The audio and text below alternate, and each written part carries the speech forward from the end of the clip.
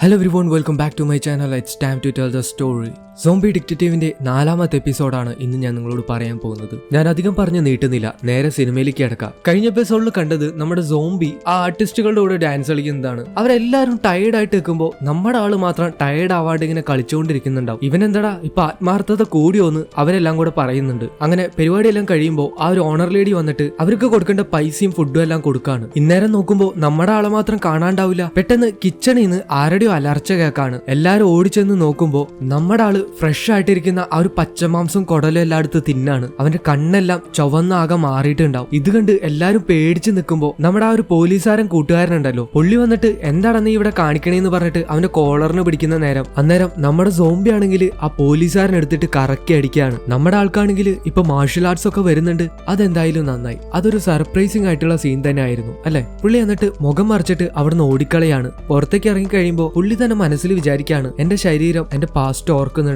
ഞാൻ ആരാണെന്ന് കണ്ടുപിടിക്കേണ്ടിയിരിക്കുന്നു എന്ന് അവൻ പറയാണ്. ഇപ്പൊ ആ ഒരു റെസ്റ്റോറന്റിലാണെങ്കിൽ ആ ഒരു പോലീസുകാരനെ അവർ പിടിച്ച് എഴുന്നേൽപ്പിക്കുന്നുണ്ട്. അവരൊന്ന് പുറത്തേക്ക് നോക്കുമ്പോഴേക്കും അവൻ അവിടെ കാണില്ല. ഇന്നേരം നമ്മുടെ നായിക വന്നിട്ട് അവനോട് ചോദിക്കുന്നുണ്ട്, നീ ഒരു പോലീസുകാരനല്ലേ, നീയും മാർഷൽ ആർട്സ് ഒക്കെ പഠിച്ചേക്കുന്നതല്ലേ, എന്നിട്ട് നിനക്കൊന്നും ചെയ്യാൻ പറ്റിയില്ലല്ലോ എന്ന് പറഞ്ഞ് കളിയാക്കുമ്പോൾ അവൻ പറയുന്നുണ്ട്, അതെന്താ അവൻ യൂസ് ചെയ്തത് മാർഷൽ ആർട്സ് അല്ലേ എന്ന്. അവന്റെ മൊമെന്റ്സ് എല്ലാം വളരെ ആക്യുറേറ്റ് ആയിരുന്നു എന്ന് അവൻ പറയുന്നുണ്ട്. ഇന്നേരം തന്നെ അകത്തുനിന്ന് ആ ഒരു സോംബിയുടെ വേഷം കെട്ടിയ ആൾക്കാരുണ്ടല്ലോ, അതില് ആ ഒരു പയ്യൻ വന്നിട്ട് അവരോട് പറയാണ്, അതായത് സോംബി ആയിട്ട് വേഷം കെട്ടി വരാന്ന് പറഞ്ഞ അവരുടെ കൂടെയുള്ള ഒരാള് അയാള് ശരിക്കും വന്നിട്ടില്ല എന്ന്. അപ്പൊ ഇവരെല്ലാം വിചാരിക്കുകയാണ് അപ്പൊ ഈ വന്നത് ശരിക്കും ആരാണെന്ന്. കട്ട് ചെയ്ത് നമ്മുടെ സോംബിനെ കാണിക്കാണ്. അവനാണെങ്കിൽ നേരെ ഓടി വന്നേക്കുന്ന ഒരു കാട്ടിലേക്കാണ്. അന്നേരം തന്നെ അവിടെ കാണുന്ന ഒരു മാനെ അവൻ പിടിച്ച് കഴിക്കുകയാണ്. അവന്റെ സോംബി മൈൻഡിലേക്ക് അവൻ പോവാണ്. പിറ്റേന്ന് നേരം വെളുക്കുമ്പോൾ അവന്റെ വായിലൊക്കെ ചോരയിട്ട് ആ ഒരു മാനെ അവൻ തിന്നിട്ടിരിക്കുകയായിരിക്കും. ഇവനും മനസ്സിൽ ഇങ്ങനെ വിചാരിക്കുകയാണ്, ദൈവമേ എനിക്ക് ഇതിൽ നിന്നൊരു മോചനമില്ലേ, ഞാൻ എന്നാ ഇനി തിരിച്ച് മനുഷ്യനാവാന്ന്. കട്ട് ചെയ്ത് വീണ്ടും നമ്മുടെ നായികനെ കാണിക്കാണ്.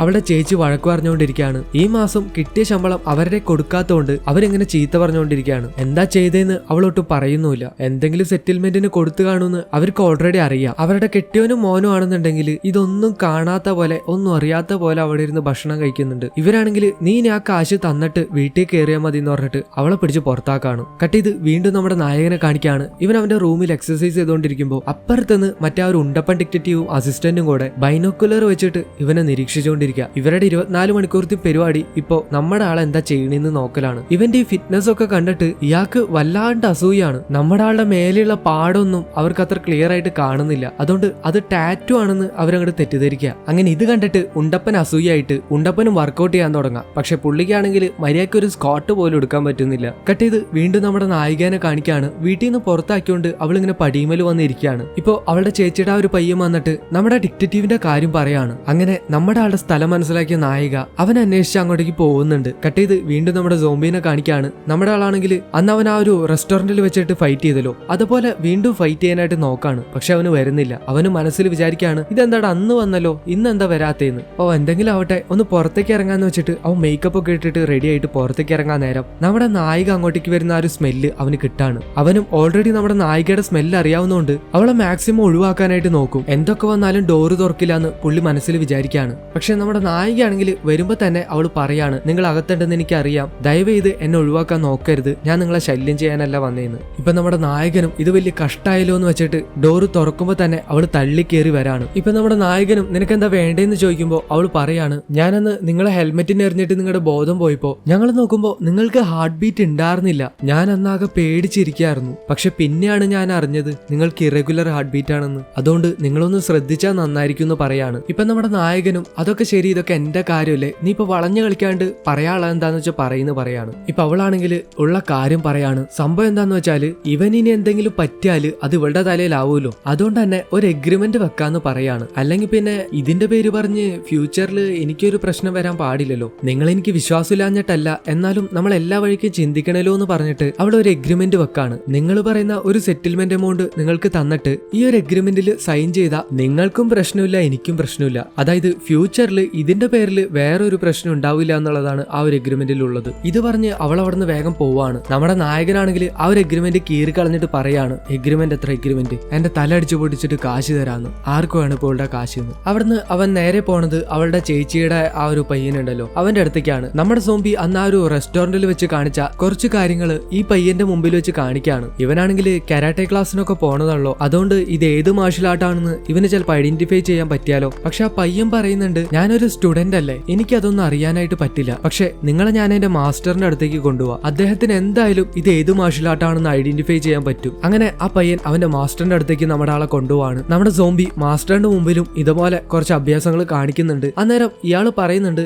നീ എന്താ ചെയ്യുന്നതെന്ന് എനിക്ക് മനസ്സിലാവുന്നുണ്ട്, പക്ഷെ നീ അതൊന്നും പ്രോപ്പർ ആയിട്ടല്ല ചെയ്യണേ. അതുകൊണ്ട് നീ എന്റെ ക്ലാസ്സിൽ ചേര്, ഞാൻ നിന്നെ കറക്റ്റ് ആയിട്ട് പഠിപ്പിക്കാന്ന്. അവനെ പറ്റിക്കാൻ നോക്കാന്ന് മനസ്സിലാക്കി നമ്മുടെ പുള്ളിക്കാരൻ നീ ഒന്ന് പോടാവെന്ന് പറഞ്ഞിട്ട് അവിടുന്ന് പോവാണ്. അങ്ങനെ രാത്രി നമ്മുടെ ഹീറോ സ്ട്രീറ്റിലൂടെ ഇങ്ങനെ നടന്നു പോവാണ്. അന്നേരം സ്ട്രീറ്റിൽ ഒരു കടയുടെ ഫ്രണ്ടിലെ ടിവിയിൽ നമ്മുടെ നായിക എടുത്ത ആ ഒരു ഇന്റർവ്യൂ കാണിക്കാണ്. അങ്ങനെ ആ ഒരു ന്യൂസിനിടയിൽ കഴിഞ്ഞ വർഷം ക്രിസ്മസിന് സാന്റയുടെ വേഷം ധരിച്ച ഒരാള് ഒരു കുട്ടിയെ കിഡ്നാപ്പ് ചെയ്ത് കൊലപ്പെടുത്തിയ കാര്യം അതിൽ ചർച്ച ചെയ്യാണ്. ആ കുട്ടിയുടെ പേരാണ് സോറി. ആ കുട്ടിയുടെ ഫോട്ടോ ടിവിയിൽ കാണിക്കുന്ന നേരം അതിലൂടെ നടന്നു പോകുന്ന നമ്മുടെ നായകൻ അത് കണ്ടിട്ട് ഭയങ്കരമായിട്ട് അഗ്രസീവ് ആവുകയാണ്. അവന്റെ പെരുമാറ്റമൊക്കെ ആകെ മാറാണ്. പുള്ളിക്കാരൻ വന്നിട്ട് ആ ടിവി തല്ലി പൊളിക്കാനെല്ലാം നോക്കുന്നുണ്ട്. ഇതെന്താ പെട്ടെന്ന് എങ്ങനെയെന്ന് അറിയില്ല, അവിടെയുള്ള ആൾക്കാരെല്ലാം വന്നിട്ട് അവനെ പിടിച്ചു മാറ്റാനായിട്ട് നോക്കുന്നുണ്ട്. നമുക്കൊന്ന് ചിന്തിച്ചാൽ മനസ്സിലാവും ഇതെല്ലാം അവന്റെ പാസ്റ്റ് ആയിട്ട് കണക്ട് ആവുന്നുണ്ടെന്ന്. കട്ട് ചെയ്ത് നമ്മുടെ ഹീറോയിനെ കാണിക്കുകയാണ്. അവള് വീട്ടിലേക്ക് വരുമ്പോ പുള്ളിക്കാരത്തി പേടിച്ചിട്ടാണ് വീട്ടിലേക്ക് കയറുന്നത്. കാരണം അവളുടെ ചേച്ചി അവളെ രാവിലെ പുറത്താക്കിയതാണല്ലോ. പക്ഷെ കാര്യങ്ങൾ വിചാരിച്ച പോലെ അല്ല. ഇവളെടുത്ത ആ ഒരു ഇന്റർവ്യൂ അവളുടെ ചേച്ചിയും കണ്ടിട്ടുണ്ട്. പുള്ളിക്കാരത്തി ഉറങ്ങാണെന്ന് കരുതിയിട്ട് അതിലേ പോവാൻ നേരം അവർ ഉറങ്ങിയിട്ടുണ്ടാവില്ല.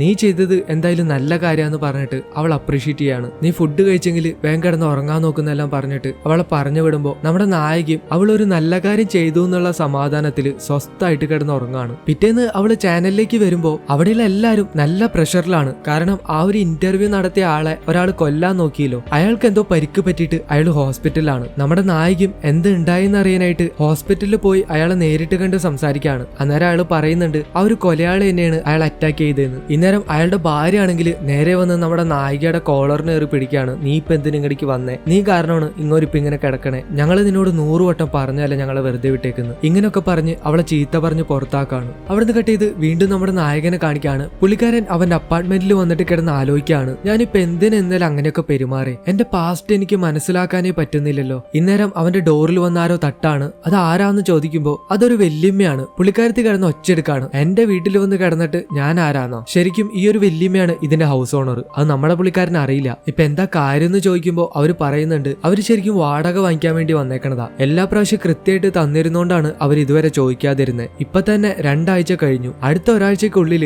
എന്റെ കാശ് കിട്ടിയില്ലെങ്കിൽ നീ പെട്ടിങ് ഇടയ്ക്കൊക്കെ എടുത്ത് ഇറങ്ങിക്കോന്ന് പറഞ്ഞിട്ട് അവരവിടുന്ന് പോവാണ്. നമ്മുടെ ആള് ഇപ്പൊ ആകെ പെട്ടിരിക്കുക. പുള്ളി പറയുന്നുണ്ട് ഇപ്പൊ ഞാൻ കാശിന് എവിടെ പോവും? നിലവിലിപ്പോ ഭക്ഷണം കഴിക്കാനോ പിന്നെ എന്റെ മുഖത്ത് തേക്കാനുള്ള ആ ഒരു BB ക്രീമിനോ ഉള്ള കാശ് പോലും എനിക്ക് ഉണ്ടാക്കാൻ പറ്റണില്ല. ഇപ്പോഴാണ് നമ്മുടെ നായികയുടെ ആ ഒരു എഗ്രിമെന്റിന്റെ കാര്യം അവന് ഓർമ്മ വരാം. പുള്ളിക്കാരൻ ആ കീറിക്കളഞ്ഞ പേപ്പറെല്ലാം കൂട്ടി യോജിപ്പിച്ച് ഒട്ടിച്ചിട്ട് നമ്മുടെ നായികനെ അന്വേഷിച്ച് പോവാണ്. ഇന്നേരം നമ്മുടെ പുള്ളിക്കാരത്തെ ആണെങ്കിൽ ആ ഒരു ഹോസ്പിറ്റലിൽ നടന്ന കാര്യം ആലോചിച്ചിട്ട് അവൾ ആകെ ഡിപ്രഷൻ അടിച്ചിരിക്കുക. ഒരു നല്ല കാര്യം ചെയ്യാൻ നോക്കിയിട്ട് അവസാനം അത് ഇങ്ങനെ ആയല്ലോ എന്ന് അവൾ വിചാരിക്കുകയാണ്. അങ്ങനെ ആ ഒരു സങ്കടം കാരണം അവള് ബാറിൽ കയറി 2 അടിച്ചിട്ട് പുറത്തേക്ക് ഇറങ്ങി നടക്കാണ്. ഇപ്പോ നമ്മുടെ സോംബി കുട്ടൻ അവിടേക്ക് മണം പിടിച്ച് എത്തിയിട്ടുണ്ടാവും. പക്ഷെ അവൻ അവളുടെ അടുത്തേക്ക് എത്തുമ്പോഴേക്കും അവളെ ആരോ 3-4 പേര് ചേർന്ന് തട്ടിക്കൊണ്ടുപോവാണ്. നമ്മുടെ സോംബി ആണെങ്കിൽ അയ്യോ എന്റെ കാശ് എന്ന് പറഞ്ഞിട്ട് അവരുടെ പിന്നാലെ തന്നെ പോകുന്നുണ്ട്. നമ്മുടെ ആളാണെങ്കിൽ ടയേർഡ് ആവില്ലല്ലോ. ഇപ്പൊ ഇവളെ തട്ടിക്കൊണ്ട് പോയേക്കണത് ആരാന്ന് വെച്ചാല് ഏതൊരു പാർട്ടി പ്രസിഡന്റിനെ കുറിച്ചിട്ട് ഇവളെ എഴുതിയിട്ട് അയാളുടെ ആൾക്കാര് നേരത്തെ മറ്റേ ന്യൂസ് ചാനലിന്റെ മുമ്പിൽ നിന്നിട്ട് സമരം ചെയ്യുന്നുണ്ടായിരുന്നല്ലോ. ഇതും അതേ ആൾക്കാർ തന്നെയാണ്. ഇപ്പൊ പിടിച്ചോണ്ട് പോണത് അയാള് പറഞ്ഞിട്ട് അയാളുടെ അടുത്തേക്കാണ്. ഇവൾക്കാണെങ്കിൽ കുടിച്ചിട്ടോട്ടും ബോധമില്ലല്ലോ,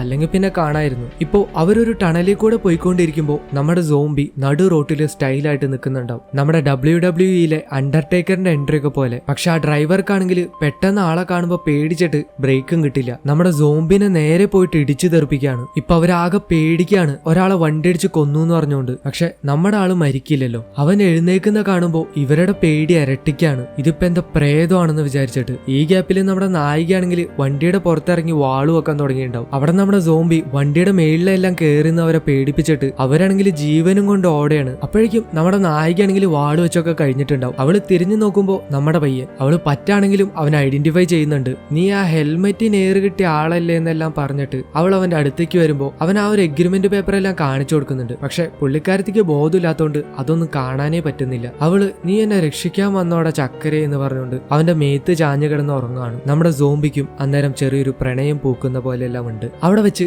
4ാമത്തെ എപ്പിസോഡ് അവസാനിക്കാണ്. ഈ എപ്പിസോഡ് എല്ലാവർക്കും ഇഷ്ടപ്പെട്ടു എന്ന് വിചാരിക്കുന്നു. എങ്കിൽ ഒന്ന് ലൈക്ക് ചെയ്യുക, സബ്സ്ക്രൈബ് ചെയ്യുക, പിന്നെ ഒന്ന് ഷെയർ ചെയ്യുക. ഡെയിലി വീഡിയോ ഇടുമെന്ന എന്റെ വാക്ക് ഞാൻ ആദ്യമായി പാലിച്ചിരിക്കുകയാണ്. ഇതുപോലെ തന്നെ അടുത്ത എപ്പിസോഡ് ഞാൻ നാളെ തന്നെ ഇടുന്നതായിരിക്കും. ഇന്നലെ എൻ്റെ മൂഡ് അത്ര ശരിയല്ലായിരുന്നു, അതുകൊണ്ട് അന്നാര സുമാനാരയ്ക്ക് ആ ഒരു സീക്രട്ട് എഫക്റ്റ് കിട്ടിയില്ല എന്നൊരു പരാതി എൻ്റെ ഒരു സുഹൃത്ത് പറയുകയുണ്ടായി. അപ്പോൾ അയാൾക്ക് വേണ്ടി അന്നാര സുമാന.